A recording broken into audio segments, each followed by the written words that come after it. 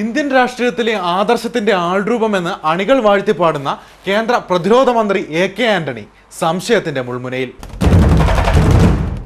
Indian പ്രതിരോധത്തിന്റെ കാവൽ mister clean ആന്റണിയെ ഏൽപ്പിക്കുമ്പോൾ ഏറ്റവും വലിയ അഴിമതി കേന്ദ്രം ശുദ്ധമാവുമെന്ന് വിശ്വസിക്കുകയും പ്രചരിപ്പിക്കുകയും ചെയ്ത പൊതുജന കഴുതകൾ ഇപ്പോൾ വിഡ്ഢികളായോ?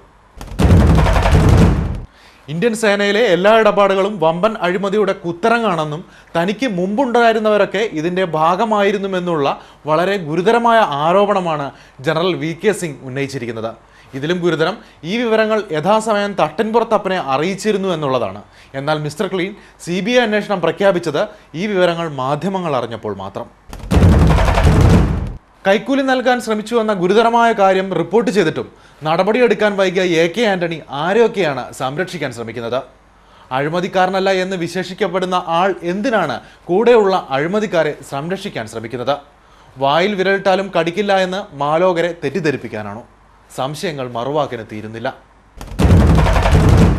ജനറൽ VK സിംഗിന്റെ ആരോപണങ്ങൾ സത്യമാണെങ്കിൽ സ്വന്തം മാതൃരാജ്യത്തെ ഒറ്റിക്കൊടുക്കുന്ന ഗുരുതരമായ രാജ്യദ്രോഹ കുറ്റം തന്നെയാണ് ഇക്കൂട്ടർ ചെയ്തിരിക്കുന്നത്.